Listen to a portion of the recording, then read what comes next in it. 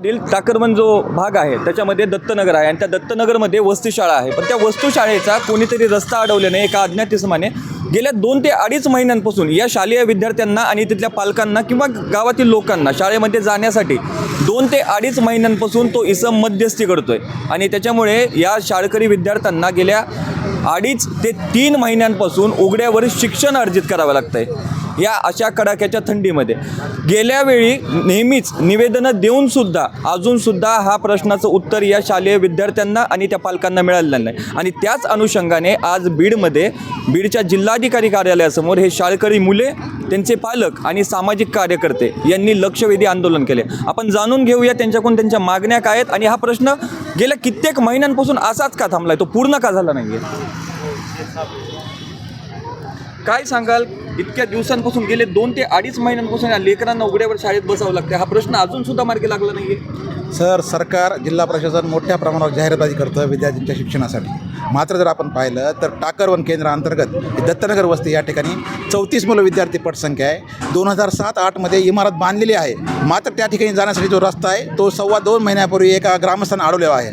तो रस्ता पाटबंधारे विभागाचा म्हणजे शासकीय आहे. पालकांनी, विद्यार्थ्यांनी आणि मुख्याध्यापकांनी वारंवार वरिष्ठांना निवेदन दिलेलं आहे की विद्यार्थ्यांना रस्ता खुला करून देण्यात यावा. कारण गेल्या 2.25 महिन्यापासून हे विद्यार्थी लिंबाच्या झाडाखाली उघड्यावर आणि कडाक्याच्या थंडीमध्ये शिक्षण घेत आहेत. यांच्या पिण्याचे पाण्याचे हेळसांडे, शिक्षण असेल, विद्युत जे असेल, आपल्याला बोर्ड असेल किंवा बाकीचं वारंवार आंदोलन करूनसुद्धा या लोकांनी जिल्हा प्रशासन लक्ष देत नाही. त्यामुळं आणि विशेष म्हणजे पालकमंत्री अजितदादा पवार, विजयसिंह पंडित आमदार जे आहेत मोठ्या प्रमाणावर जाहिरातबाजी करतात, कोट्यवधी रुपयाचे निधी आणला म्हणतात, मात्र शालेय विद्यार्थ्यांचा प्रश्न सोडू शकत नाही. ही अत्यंत शोकांतिक आहे. त्यामुळं जिल्हाधिकारी विवेक जॉन्सन साहेब, त्याचबरोबर आमदार विजयसिंह पंडित आणि पालकमंत्री अजितदादा पवार यांना जागा करण्यासाठी आज आम्ही जिल्हाधिकारी कार्यालयासमोर उभे आहोत. आणि जिल्हाधिकारी कार्यालयात जाणारा जो रस्ता आहे तो अडवून आम्ही प्रशासनाला हाक मागत आहोत की या विद्यार्थ्यांना न्याय द्या आणि या विद्यार्थ्यांना जो रस्ता अडवला आहे तो रस्ता खुला करण्यात यावा. ज्यानं रस्ता अडवला आहे त्याच्यावर फौजदारी गुन्हे दाखल करण्यात यावे. आणि ज्या तहसीलदार असेल, गट विकास अधिकारी असेल, गट शिक्षण अधिकारी असेल, त्यांनी या विद्यार्थ्यांना तब्बल 2.25 महिने तात्काळ ठेवलं त्यांच्यावर प्रशासकीय कारवाई करण्यात यावी अशी आमची मागणी आहे. इतक्या दिवस झालं 2 ते 2.5 महिन्यांपासून हा रस्ता अडवलेला आहे. तुम्ही वेळोवेळी निवेदन दिले. स्थानिकचे आमदार आणि सरपंच करतात काय? सर, सरपंच साहेब तर ह्याच्याकडे लक्ष देत नाही. ते म्हणतात माझ्याच्याने हा प्रश्न मिटत नाही, तुम्ही जिथं आंदोलन करतात मी तिथं येईन म्हणतात ते फक्त. पण त्यांच्याच पार्टीचे आमदार साहेब आहेत, त्यांच्याकडेच आमची ग्रामपंचायत आहे, पंचायत समिती आहे. आणि तुम्हाला सांगतो जिल्हा परिषदचे सदस्य तर बघायलाच येत नाहीत आमच्याकडून. आमचं जिल्हा परिषदचं सर्कल आहे, आमच्या तिथून जिल्हा परिषद सदस्य निवडून जातो, पंचायत समितीचा सभापती आमच्या इथून निवडून जातोय. मग हे का लक्ष देत नाहीत? शिक्षण विभागाला तहसीलदार साहेब म्हणतात माझ्या हातीत हा प्रश्न नाही आहे, तुम्ही तुमचं कुठं हे करायचं तर करा. आणि तिथले ते शिक्षण अधिकारी तर म्हणतात आम्ही नुसते वर दाखल केले, काय तर येतात बघून जातात नुसतं, पण प्रश्न काय मार्गी लागत नाही. आज 3-4 महिने झाला मी सारखा पाठपुरावा करतो आम्ही विद्यार्थ्यांना घेऊन, पण कुणी या बाबतीत आम्हाला का लक्ष देत नाही. ते म्हणतात महसूल विभागाकडे जा, महसूल विभागाचा प्रश्न आहे. तहसीलदार साहेब म्हणतात माझा हा प्रश्न नाही. गट शिक्षण अधिकारी म्हणतात की माझा हे नाही, विषय नाही. मग इथं जिल्हा परिषद शिक्षण विभागाला आलो, रहमान साहेबांना आम्ही वेळोवेळी मी 4दा स्वतः निवेदन दिलेत विद्यार्थ्यांना घेऊन, पण ते सुद्धा या बाबतीत लक्ष का देत नाहीत, मला हा प्रश्न पडतोय. शिक्षण विभागाला पत्र दिलं तर शिक्षण विभाग आमच्या फाईलवर फुल्ली मारतात.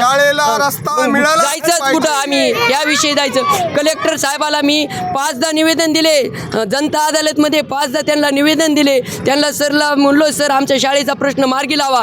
ते तातडीने फोन तहसीलदार साहेबाला लावतात, शिक्षण विभागाला लावतात, पण खाल्ले अधिकारी याची का दखल घेत नाहीत? आमदार साहेब आमच्याकडे का लक्ष देत नाहीत? अजितदादा पवार साहेब आमच्याकडे का लक्ष देत नाहीत? मुख्यमंत्री साहेब आमच्याकडे का लक्ष देत नाहीत? काय विद्यार्थ्यांची कामून त्यांनी वेळसांड लावलेली आहे. आम्हाला न्याय केव्हा भेटल याविषयी आम्हाला निदान तरी कळवा, काय तरी आमच्या प्रश्नाचं उत्तर काढा साहेब, एवढी तुमच्या चरणी आमची विनंती आहे. एवढे बोलून मी माझे शब्द संपवतो. किती वेळ आहे बाळा आणि कोणत्या शाळेत किती महिन्यांपासून बसावं लागतं तुला बाहेर? असं सर 2.5 महिन्यांपासून. नाव काय तुझं? किरण भारत भुंगतर. मग आता शाळेत रोज कसं जाता तुम्ही? सर तिथं कोट्यामध्ये शाळा भरती, तिथूनच जात होतं. कोट्यामध्ये शाळा बसते का? हो. आणि किती महिन्यापासून बसतात? 2.5 महिन्यांपासून. थंडी ते वाजत नाही का मग? सर वाटते. गावातले लोक काही म्हणत नाहीत का की इथं का बसलात काय म्हणून, शाळेत बसत नाहीत?